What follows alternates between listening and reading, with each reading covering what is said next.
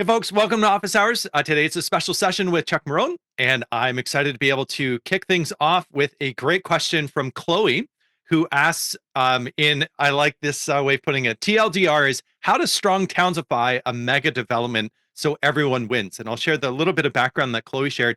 A big mega project in Chicago, building on a massive parking moat around the United Center. The developer seems to want to do right by the neighborhood, but people are really distrustful and concerned about being priced out. The mega project is building on empty parking lots, so that's good.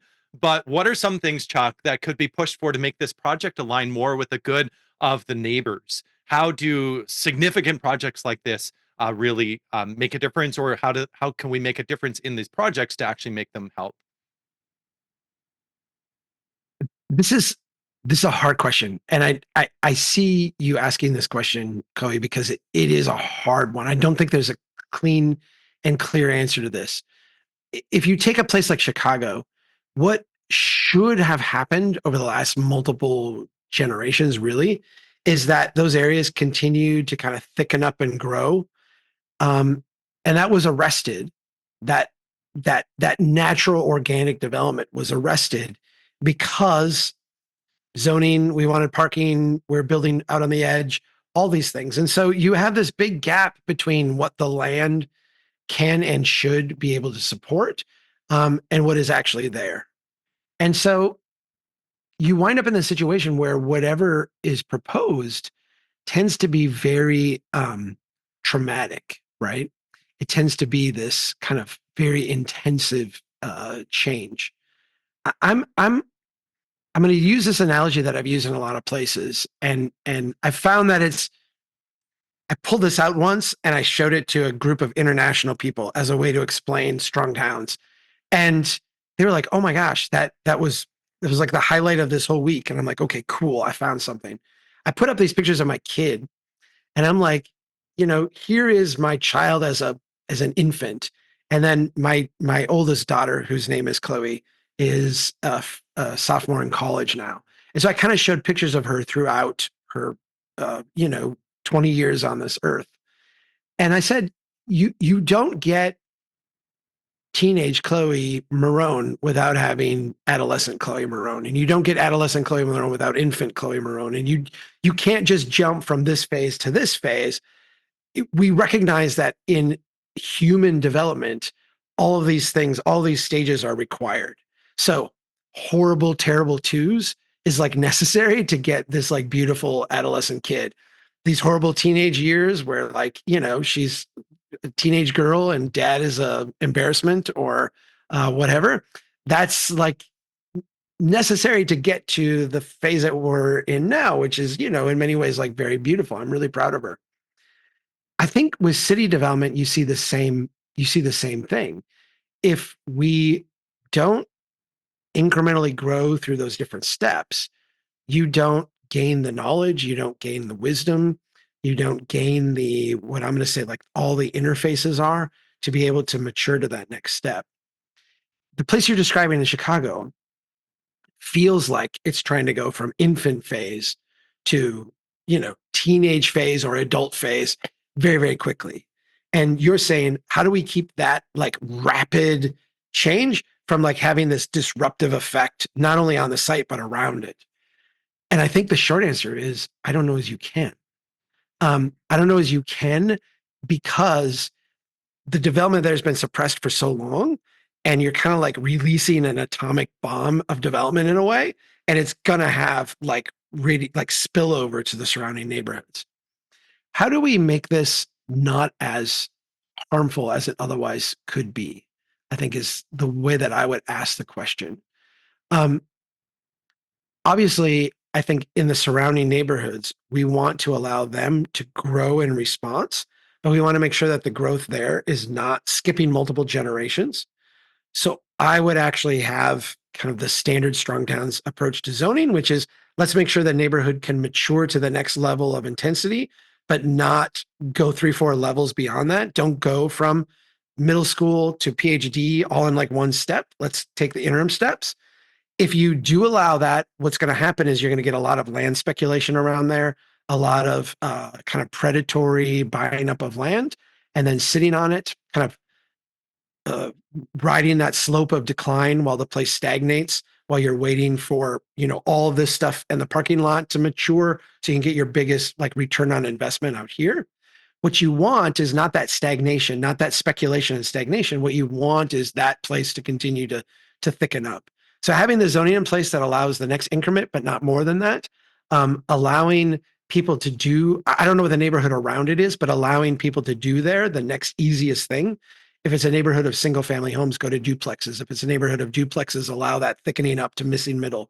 If you've got some of that missing middle in, allowing the 4 or 5 story, 6 story buildings to go in, whatever that next step of intensity is, allowing that kind of metabolism to go on in the neighborhood. I think also we would be remiss if we didn't talk about the interface between the two. You're developing this parking lot, and if the developer wants to do right by the surrounding neighborhoods, what they're doing is they're saying the fabric of the two have to mesh. So this won't be a development that turns its back on the neighborhood, that has like surrounded by stroads and then internally is coherent, but you have to cross a moat in order to get to it. What you would want to make sure is that at every point where there's an interface, that interface is friendly to the stuff across the street so that you've got good walkability, good permeability. You're not bisecting the neighborhood or surrounding it with a transportation moat. You want the people who live within 3-4 blocks of this place to have their land value go up because being near this place is so good and the connection to it is so good, but not going up in a way that distorts it and like says, all right, these are going to be slums until they're redeveloped. So that interface is important and the next leap is important. And I would say that those are the two kind of key factors. Does that make sense? Is there something, do you want to go deeper into any of that, Chloe, or does that? Um, I definitely understand the zoning and the next level up. The interface, I hadn't thought about that before. So I really appreciate that. I'm on pretty good terms with the alder person who is Yeah. sort of overseeing this. So um, I'm definitely going to bring some of these ideas to his attention. The interface is really kind of this urban design nuance. And I do feel like developers obviously have and I'm not saying this is a bad thing, but have a short-term incentive to kind of maximize their own return on investment. Mhm. And, not that is going to mean making internally what they do coherent, but it's not necessarily going to mean taking the extra step to make sure that, say, like the lighting is really good for the crossing to the neighborhood, or you've got good permeability on the ground floor buildings as they face the neighborhood. So these are things that I do think you don't want to slow down the project. I mean, you don't want to, Right, you're not right. asking to be like, all right, this is like 5 demands we have, or that we're going to kill this thing. But it generally is like, all right, whatever you do that would be internally coherent, do that along the edge as well. Mhm. And then whatever the city is doing for additive investments on the edge of it, on the periphery of it, just make sure that those are connective and not, um, not. I think the tendency is to surround these large developments with like the transportation moat. Mhm. And really, if this is done well, it's neighborhood fabric the whole way through. Like you should be 20 years from now, you should be able to walk through this neighborhood and not really recognize where the new project began and the old neighborhood ended. Really quick, what do you mean by transportation mode? Because I'm picturing like a highway, but that's not really possible here. um, to me, there's like variations on that. I highway is one variation, but I Hmm. think anything that you did that made it so that walking across the street was hard.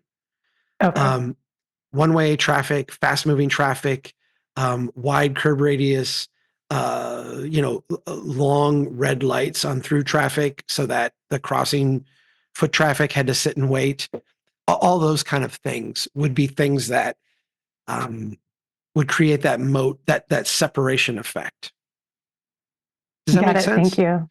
Are they planning Yeah. any of those things? I mean, have you seen what they're No, planning on the actually, edge I've of? been pretty impressed overall. They're very transit oriented. They want a new Pink Line station to come in. I think they recognize rightfully that, these giant parking lots in the middle of a city like Chicago that has transit was pretty wrong-headed in the first place. Is this close to a transit stop, an existing one, or not? 3. Oh, Yeah. okay. I mean, so you have this is the conundrum I think that a lot of cities find themselves in is for a long period of time, you could get transportation dollars to build park and ride type places. And so they would leverage that to, we'll fix up something and then we'll expand it and we'll include that under one project. So we kind of take a little bit of our maintenance and then we get a bunch of new stuff. But when you did it to parking lots, you created this, again, kind of separation. Here's your level of public investment and here's your level of private investment.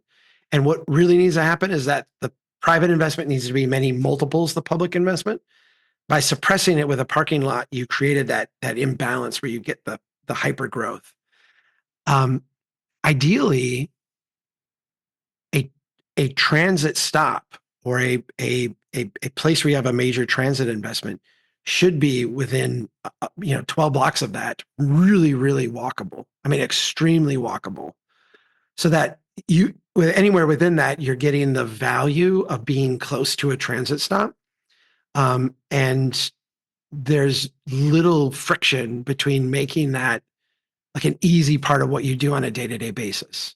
So anything you did that would separate that, um, a one-way street, if you're limited geometry-wise, like they're not going to widen it out and make a 5-lane strode or anything like that. If you're limited geometry-wise, the biggest sin is making it into one-way streets. Hey, kitty. One-way streets where you've got fast-moving traffic and that creates that separation, and it also makes the street kind of less enjoyable to be on. So you want everything that's on the street. If it's retail, if it's housing, whatever it is, you want that to be a pleasant environment so that the walking, biking part of that flourishes. And that means that like the businesses themselves will flourish, the tax base will flourish. You want that kind of low speed kind of environment in the seams between the two.